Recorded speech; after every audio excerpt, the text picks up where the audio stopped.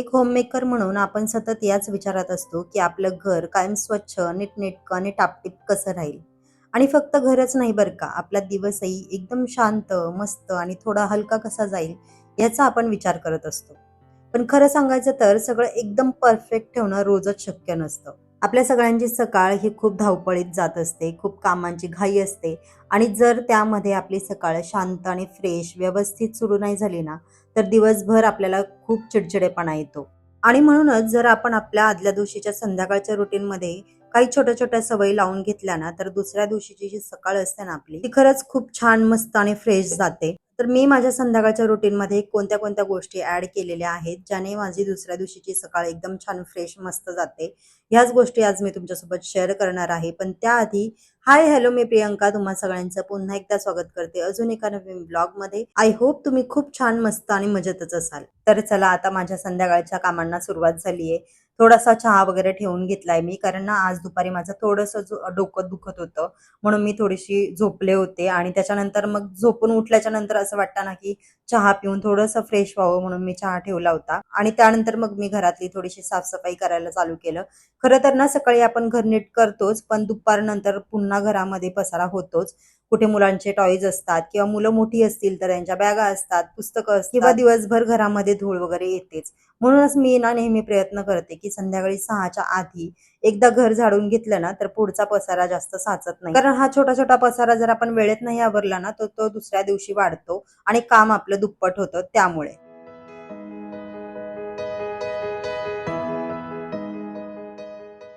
त्यानंतर येतात ती आपली दुपारची भांडी. कधी-कधी आपल्याला जेवणानंतर कंटाळा सुद्धा येतो भांडी घासायला किंवा कामात कधी-कधी लक्ष नाही लागत. त्यामुळे ना आपण आपली ती भांडी तशीच न घासता ठेवून देतो. आणि बऱ्याचदा ना ती संध्याकाळपर्यंत किंवा रात्रीच्या जेवणानंतर सुद्धा तशीच राहतात आणि एकदम एकत्र घासली जातात. पण असं झालं ना, की पुढच्या दिवशीची जी सकाळ असते ती अर्धा वेळ आपली भांडी शोधण्यातच जाते. रात्री सगळी भांडी एकदम घासण्यापेक्षा जशी-जशी ती जमतात तशी-तशी लगेच धुवून ठेवते मी. कारण वेळच्या वेळी भांडी आवरली ना, तर ती पटकन होतात, जास्त वेळ सुद्धा लागत नाही आणि किचनमध्ये पसारा सुद्धा साचत नाही. आता पावसाला तर अजून काही सुरुवात झाली नाहीये. अजून तर उन्हाळाच चालू असल्यासारखं वाटतंय. आता उन्हाळा चालू असल्यामुळे ना, सध्या झाडांना दिवसातून 2दा पाणी द्यावं लागतं. जर संध्याकाळी पाणी दिलं नाही ना, तर दुसऱ्या दिवशी झाडं ना अशी थोडी सुकतात किंवा डल वाटतात. म्हणून ना मी काय करते, दोन्ही टाईम झाडांना पाणी देते. जसं आपण तुळस वगैरे असतो ना, तुळशीला पण आपण जेव्हा माती कोरडी होते त्याची थोडीशी, तेव्हा आपण पाणी देतो.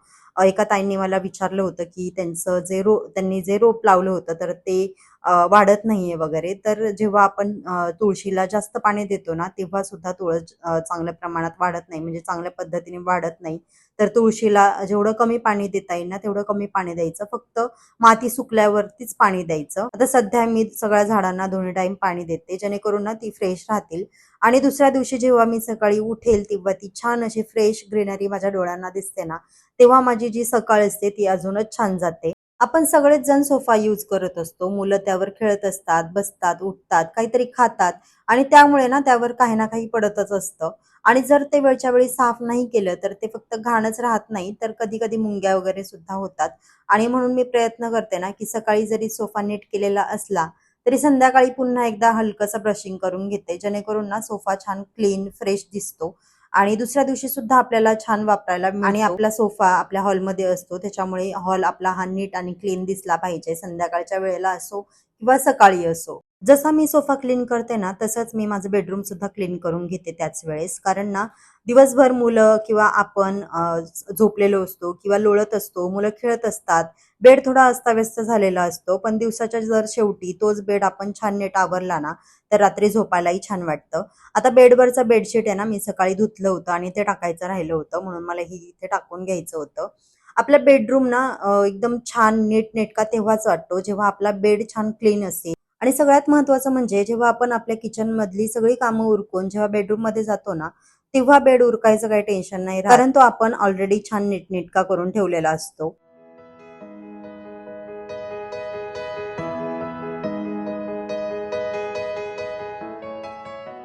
तुम्हाला सांगू का? मला संध्याकाळची वेळ ना खूप आवडते. दिवसभराची धावपळ, कामं, स्वयंपाक, साफसफाई या सगळ्यानंतर जेव्हा घरामध्ये एक-एक करून दिवे लागतात ना, तेव्हा घरात एक वेगळीच प्रसन्नता येते. एक वेगळाच फ्रेशनेस असतो. असं म्हणतात की संध्याकाळची वेळ ही देवी लक्ष्मीच्या आगमनाची वेळ असते. त्यामुळे ना या वेळेला घर स्वच्छ, नीटनेटकं, छान प्रसन्न, उजळलेलं असावं असं मला नेहमी वाटतं. म्हणूनच मी शक्य तितकं घर आवरून घेते, सगळ्या लाईट्स लावते आणि मग दिवापुढे दिवा लावते. खरं सांगायचं तर ना दिवसातला हा माझा सगळ्यात आवडता टाईम. घरभर छान प्रकाश पसरलेला असतो, देवासमोर दिवा तेवत असतो आणि दिवसभराच्या गडबडीतून काही क्षण शांतपणे स्वतःसाठी मिळतात. त्या वेळेला ना घरामध्ये एक वेगळीच पॉझिटिव्हिटी जाणवते आणि मनालाही खूप शांत समाधान वाटतं. म्हणून ना माझ्या संध्याकाळच्या रुटीनमध्ये हा भाग मी कधीच मिस नाही करत.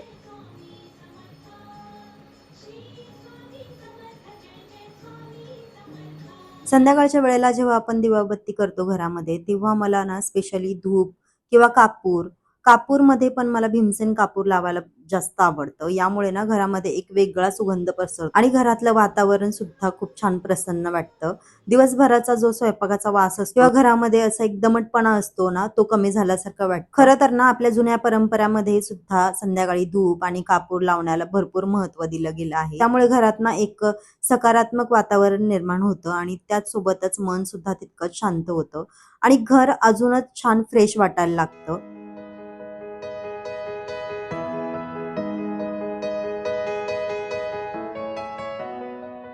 रात्रीचं जेवण बनवायला घेण्याआधी मी एक गोष्ट करते, ते म्हणजे दुपारी किंवा संध्याकाळी घासलेली जी पण काही भांडी असतात ना, ती आधी त्यांच्या जागेवर लावून घेते. कारण स्वयंपाक सुरू करण्याआधी किचन थोडं नीटनेटकं आणि मोकळं असेल ना आणि भांडी जागच्या जागेवर असतील ना, तर कामं करायला सुद्धा सोपं जातं.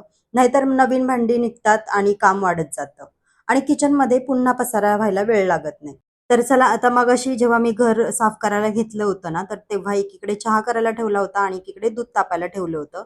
पण आता उन्हाळा असल्यामुळे ना दूध सुद्धा फुटलं. फ्रीजमध्ये ठेवून सुद्धा ते फुटलं. माहिती नाही कसं काय. पण आता जेव्हा दूध फुटतं तेव्हा आपल्याला असं वाटतं की ते लगेच वायाला गेलं. पण खरं तर त्यातून असं छान असं पनीर तयार होऊ शकतं. आणि त्याचं जे पण काही आपण पाणी काढतो ना पनीरचं, तर ते सहसा मी पीठ मळताना वगैरे यूज करते. अशा एका बाउलमध्ये किंवा डब्यामध्ये आपण ते भरून ठेवू शकतो आणि दुसऱ्या दिवशी सकाळी किंवा त्याच दिवशी पीठ मळताना जेव्हा पण आपल्याला पीठ मळायची गरज असेल, तेव्हा आपण हे पाणी यूज करू शकतो.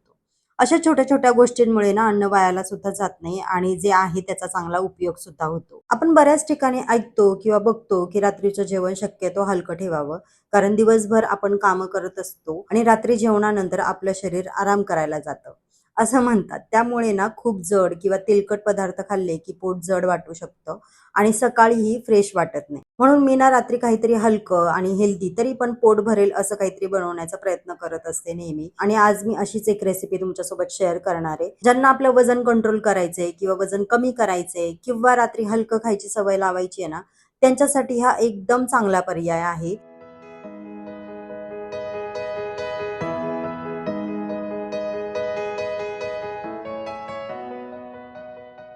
आता वजन कमी करण्याचा विषय आला, की आपल्याला सगळ्यात आधी आठवतात ते म्हणजे ओट्स. पण ओट्स म्हणजे फक्त दूध घालून खायची गोष्ट नाहीये. त्यामध्ये बऱ्याच अशा गोष्टी बनवता येतात आपल्याला, वेगवेगळे प्रकार बनवता येतात. तुम्हा सगळ्यांना माहितीच असतील. तर आज मी त्याचपैकी माझी आवडती अशी ओट्सची खिचडी बनवणार आहे आणि खरंच ही खायला इतकी छान लागते ना आणि याने ना पोटसुद्धा भरतं आणि रात्रीच्या जेवणासाठी तर खरंच खूप मस्त वाटते. तुम्ही नक्की करून बघा. तर त्यासाठी मी सेम वाटी मसूर डाळ घेतलीये, मूग डाळ आणि त्यानंतर तूर डाळ. सेम ह्या सगळ्या डाळी घेतलेल्या आहेत मी आणि सेम ओट्स सुद्धा घेतलेले आहेत. पण हे ओट्स ना मी थोडेसे भाजून घेणार आहे. ओट्स भाजल्यामुळे ना त्यातला जो कच्चा वास असतो ना, तर तो कमी होतो. कारण आम्हाला म्हणजे मला पर्सनली तो वास नाही अजिबात आवडत. म्हणून ना मी इथे थोडेसे ओट्स भाजून घेते. त्यानंतर मग ज्या डाळी आहेत ना, त्या स्वच्छ धुवून घ्यायच्या. आपल्याला सगळ्यांना माहितीच आहे, की डाळींमध्ये भरपूर प्रमाणात प्रोटीन असतं आणि त्याच्यामुळेच रात्रीच्या जेवणामध्ये सुद्धा आपल्याला प्रोटीन हवंच आहे. म्हणून मी इथे ह्या सगळ्या डाळी घेतलेल्या आहेत. तुम्हाला ज्या हव्या असतील तुम्ही त्या डाळी घेऊ शकता.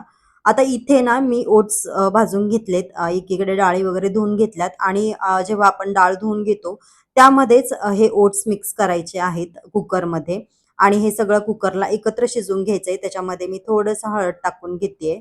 त्यानंतर थोडंसं मीठ आणि थोडीशी ही हिरवी मिरची ॲड केली थोडीशी टेस्ट येण्यापुरती आणि ह्याच्या जास्तीत जास्त 2 शिट्ट्या काढून घ्यायच्यात कारण ओट्स शिजायला काही जास्त वेळ लागत नाही आणि डाळी सुद्धा. आणि ह्या खिचडीला मी तुपामध्ये फोडणी देते. 2 चमचे तूप घेतलेत. त्याच्यामध्ये जिरे, थोडंसं ओवा, थोडीशी मोहरी, कढीपत्ता ह्या सगळ्या गोष्टी टाकून घ्यायच्यात आणि त्यानंतर कांदा ॲड करायचा. कांदा थोडासा लालसर परतून घ्यायचा जसं आपण बाकीच्या भाज्यांना परतून घेतो तसं.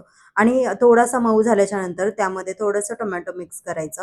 ह्या दोन्ही सुद्धा गोष्टी ना छान परतून घ्यायच्या. थोडंसं तेल सुटेपर्यंत त्यामध्ये थोडीशी शिमला मिरची ॲड करायची. तुम्हाला अजूनही काही भाज्या ॲड करायच्या असतील तर त्या पण तुम्ही करू शकता. कारण भाज्यांमधून आपल्याला भरपूर असं फायबर मिळत असतं. थोडंसं मीठ ॲड करायचं. पुन्हा थोडीशी हळद मी मिक्स केली आहे आणि पुन्हा थोडंसं परतून घ्यायचंय. याच्यामध्ये ना मी तूप वापरलं होतं थोडंसं, जास्त असं नाही. तर मग थोडंसं हे परतून घेण्यासाठी ना मी थोडंसं कोमट पाणी यूज केलं आणि ते छान परतून घेतल्या सगळ्या भाज्या.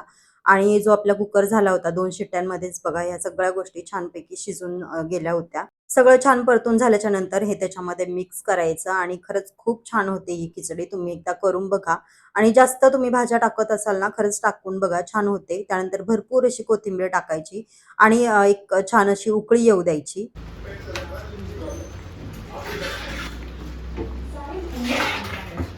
आता सगळ्यात जास्त कंटाळा येतो तो म्हणजे आपल्याला रात्रीचं जेवण केल्याच्या नंतर. पण रात्रीचं जेवण झाल्याच्या नंतर मी पूर्ण किचन आवरून घेते. कारण मला नेहमी असं वाटतं, की जर दुसऱ्या दिवशीची सकाळ छान फ्रेश आणि निवांत सुरू करायची असेल ना, तर त्याची तयारी आदल्या दिवशी रात्रीच करावी लागते. सकाळी उठल्यावर सिंकमध्ये भांडी किंवा ओट्यावर पसारा किंवा अस्ताव्यस्त किचन दिसलं ना, की दिवसाची सुरुवात थोडी गोंधळातच होते. म्हणून मी शक्यतो रात्रीचं किचन पूर्ण स्वच्छ करण्याचा प्रयत्न करते. आणखी एक गोष्ट ती म्हणजे टिफिन वेगळे धुते मी. जेवढे पण काही टिफिन्स असतील ना, म्हणजे अहोंचे असतात, स्मिथचे असतात, तर हे सगळे टिफिन मी आपली जी रेग्युलरची भांडी असतात ना जेवणाची, स्वयंपाकाची, ही सगळी भांडी झाल्याच्या नंतर हे टिफिन घासायला घेते. त्यामुळे ना ती शक्यतो रोजच्या भांड्यांमध्ये मिक्स करत नाही मी. कारण जेव्हा टिफिन बाकीच्या भांड्यांमध्ये मिसळले जातात, सकाळी घाईच्या वेळी ते शोधत बसावं लागतं. कधी झाकण एका ठिकाणी, रिंग दुसरीकडे किंवा डब्बा तिसरीकडे असतो. म्हणून मी आधी रोजची भांडी धुवून घेते आणि त्यानंतर टिफिन वेगळे धुवून एका बास्केटमध्ये ठेवते. यामुळे ना सकाळी मला काही शोधाशोध करावी लागत नाही आणि फक्त टिफिन घ्यायचं, भरायचं आणि तयार करायचं. अशा छोट्या-छोट्या सवयींमुळे ना सकाळची कामं खूप सोपी होतात आणि काही गडबड गोंधळ होत नाही. टिफिन धुवायच्या आधी मी त्याच्या सगळ्या रिंग्स काढून घेते. सगळ्या म्हणजे ज्या भाजीच्या डब्याच्या रिंग्स असतात तर त्या काढून घेते मी किंवा झाकण असेल भाजीच्या डब्याचं तर ते काढते आणि थोडा वेळ ना गरम पाण्यामध्ये भिजत ठेवते. कारण भाजीचं तेल, मसाले किंवा चिकटपणा जसं तुम्ही आता पाहिलंच असेल व्हिडिओमध्ये मी तुम्हाला दाखवलं. तर काही वेळा ना रिंग्समध्ये किंवा झाकणांच्या कडांमध्ये अडकून राहतो आणि गरम पाण्यामध्ये थोडा वेळ भिजत ठेवलं ना, की चिकटपणा पण सैल होतो त्याचा आणि नंतर टिफिन धुताना सगळं एकदम सहज निघून जातं. त्यामुळे ना टिफिनसुद्धा छान क्लीन होतात आणि रिंगसुद्धा छान व्यवस्थित क्लीन दिसतात. काही वेळा काय होतं आपल्याला वरून टिफिन तर छान स्वच्छ दिसतो, पण रिंगच्या आत किंवा झाकणांच्या कडांमध्ये जो तेलकटपणा तसाच राहिलेला असतो ना, तो वरती झाकणांच्या वरतून रिंगमध्ये दिसतो आणि ते दिसायला छान नाही वाटत. आणि जर तो वेळच्या वेळी साफ नाही केला ना, तर हळू तिथे वाससुद्धा यायला लागतो आणि टिफिनसुद्धा छान फ्रेश नाही राहत. आणि आपण रोजच टिफिन वगैरे मुलांना देतो किंवा ऑफिसमध्ये घेऊन जातो. तर अशा छोट्या-छोट्या गोष्टींकडे लक्ष दिलं ना, की टिफिन जास्त दिवस स्वच्छ आणि चांगल्या अवस्थेत राहतो.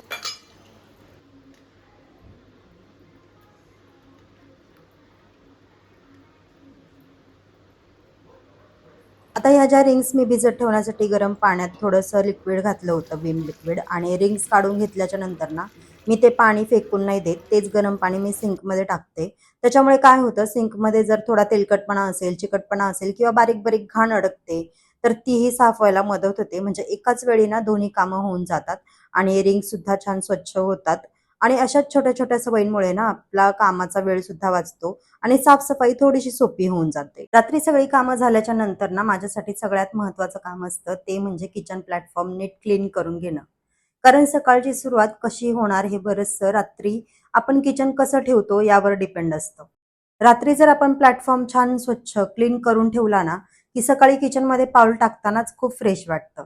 उठल्या-उठल्या साफ करायची काही गरज पडत नाही आणि आपण डायरेक्ट आपल्या कामाला सुरुवात करू शकतो. मला नेहमी असं वाटतं, की स्वच्छ आणि नीटनेटका किचन म्हणजे ना दिवसाची एक छान सुरुवात आहे.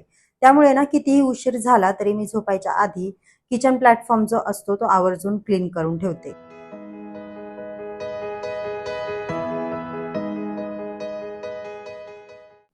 किचनमध्ये आपण जिथे उभं राहतो ती मॅट सुद्धा दिवसभरात घाण होत असते किंवा कचरा पडलेला असतो. आपण काही चिरतो वगैरे तर त्या गोष्टी कधी-कधी आपल्याकडून खाली पडतात.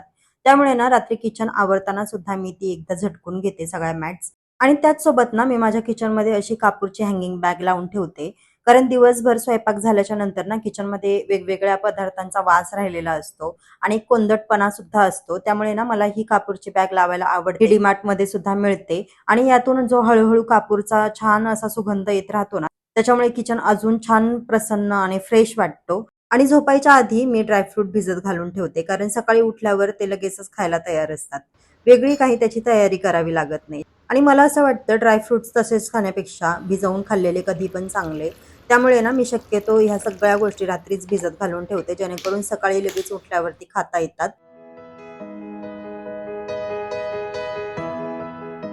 जसं किचन क्लीन करते तसंच मी एकदा हा डायनिंग टेबल सुद्धा क्लीन करून घेते, म्हणजे जेणेकरून उद्या सकाळच्याला मला तिथे काही पसारा दिसायला नको आणि डायनिंग टेबलवरती ब्रेकफास्ट वगैरे करायला लगेचच त्यानंतर ह्या दोघांचे जे शूज असतात किंवा चप्पल्स असतात बाहेर, तर त्या सुद्धा मी लगेचच शू रॅकमध्ये ठेवून देते, जेणेकरून बाहेर काही मला पसारा दिसायला नको. आणि खरंच ही मला ओसीडी म्हणा किंवा काही म्हणा, ह्या सगळ्या गोष्टींची आता सवयच झाली आहे.